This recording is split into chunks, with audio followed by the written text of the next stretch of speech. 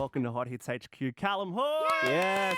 Yay! Yes, I'm finally here, reunited. Thanks for having me. It's good to see you, my man. How you feeling? Solo stuff is out in the world. People know what you sound like as a solo musician. It feeling good? Terrified. Yeah, no, it's been really good. It's been a fun start so far, so no complaints. Good. How's it been in the creative process this time around?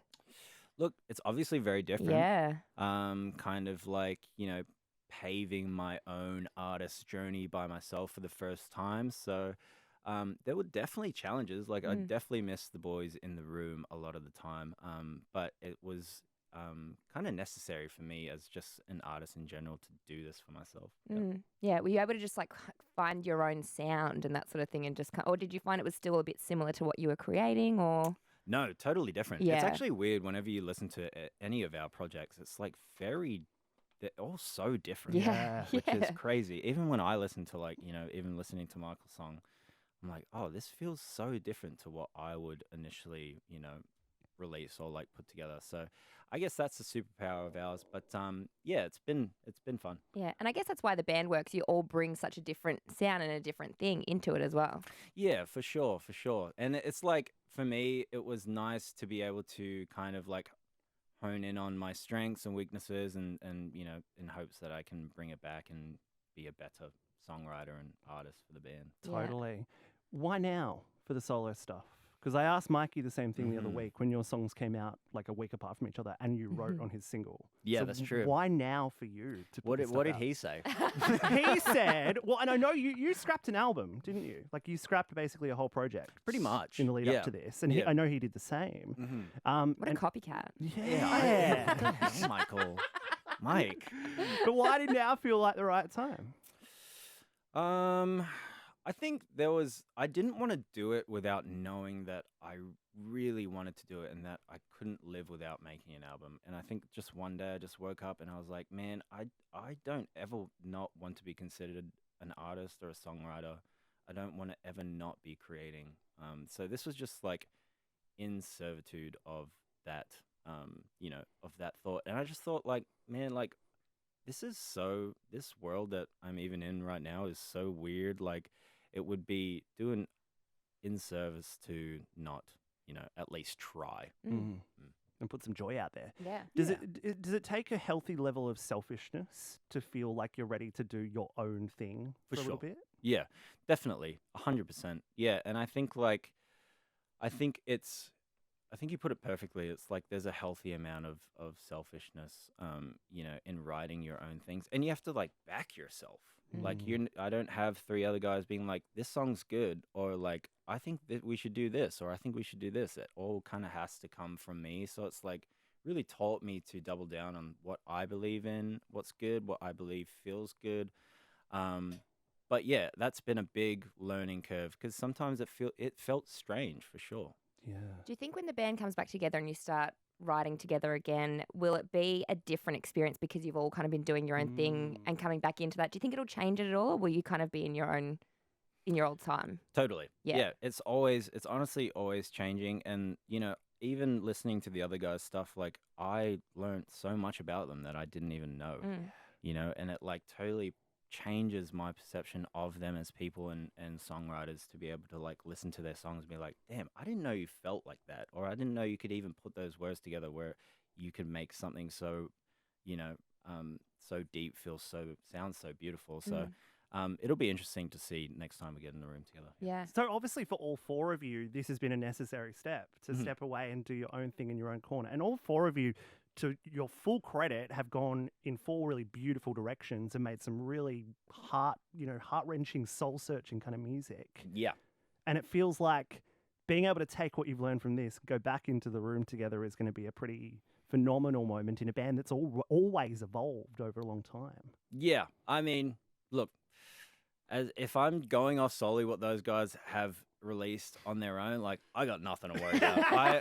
I don't even need to turn up to the sessions. Like those guys got it. I'm fine just having a day off. So yeah, it'll be good. Hey, why this first single from the album? Why did you decide this is the first little window into the Calum Hood life? Yeah, it's the most personal song to me on the record in terms of its specificity. I don't know how good that sounds on radio. Yeah, That's very good. But yeah, it was just like a really personal moment in my life. There's "Don't Forget You Love Me," the kind of mantra that's in the song was said to me, and I think it just kind of like it broke me, like, and it was just circling my brain for weeks and weeks and weeks, and I had to write about it to be able to like actually just let it go, and I feel like now I'm actually like able to let it go. Wow. Wow. Yeah, no, it's a lot though. It's like that's a big thing to be said to you. Those words. Have you ever had someone say that to you? Occasionally, Oh, usually really? if I, I was yeah, expecting no. occasionally when I get a bit shit with replying to people. Okay. I've had friends feel like say they feel that they're in a parasocial relationship with me sometimes. Oh, wow. And it's sort Should of a we don't unpack forget that? you love. Yeah. No, absolutely not. I'd like to keep it bottled and make it into a chaotic problem. Okay. Looking at some of the kind of, and I know you say this shit for press releases and stuff because it looks cool, but Yep. like Phoenix, magnetic fields, Yes. talking about teddy bears, the radio department, Bowie and Eno. Yeah. That is a wide spectrum, Calum Hoods, of Yep. influences. What do you kind of put that down to in terms of deciding, okay, this is the shit that I don't only enjoy listening to, but I actually want to take inspiration from this to make my own music? Yeah, I think there's like a common denominator of those kind of bands, and a lot of it's like European, UK kind of influence alternative music, and I think in terms of like the style of how they produce their music, I was really drawn to, and there was a guy named Jackson. His artist name's Daywave. Yeah. And it really just like lent into his strengths as well, and I found like a certain amount of comfort in hearing my voice over like tracks kind of like similarly in that world. But in terms of like there's some big names, that's a lot to live up to, but I took a lot of great just inspiration from them. Totally. I'm looking at this. You've been writing separately in the same key or tempo before merging ideas together.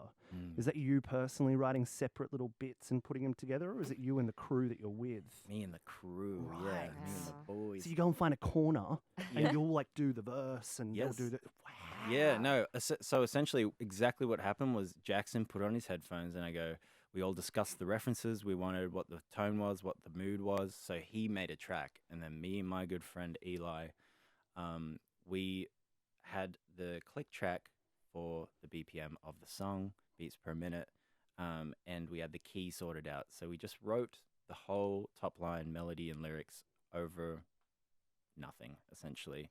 And then at the end of the day, merged them together, and it became one of the songs on the album. That's insane. Mm. Do you feel like that's like the rawest way to get your thoughts out there?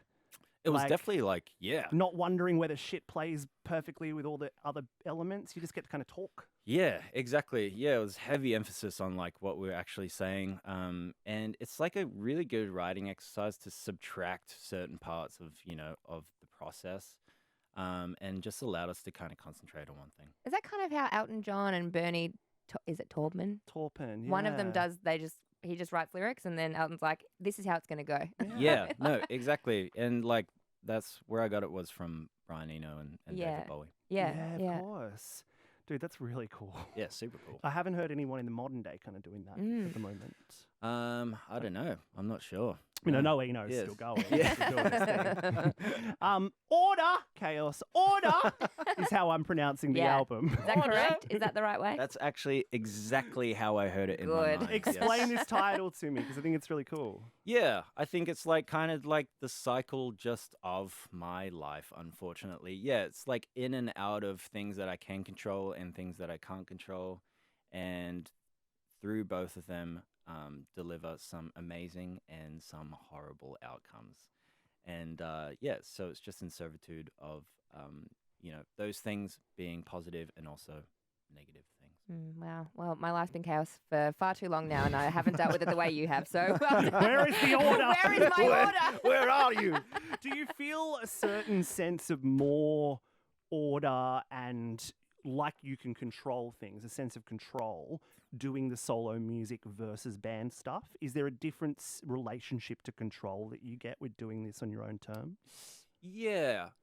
I mean, Five Sauce is so collaborative. You definitely have to have a sense of letting other people like speak and letting like the music, or how things look, or like even just scheduling. You need to let other people have input because it's a group and it's like a collaboration.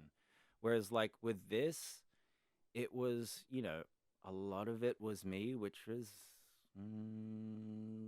sometimes a lot harder actually to not be able to like get their input on what on any questions I had or any like insecurities I had about anything. Yeah. But in a way, it was liberating for me to be like, this is what I want. I want to do exactly that, and I'm gonna do that. So that was cool too. So good, man. Congratulations on all this. Yeah. Thank you. Cannot wait to hear the album. Yeah. It's gonna be great. I'll send it to you. I would love that. I would Oh. absolutely love that. Yeah. Because this first single has, I didn't see it coming, to be honest. I don't know what I expected. I don't think I had an expectation. I was kind of like, let's just see what Calum's dishing up here. Let's see what wares he has for sale. Yeah, I got that a lot. Congratulations, man. It's Thank great you. work. Appreciate it.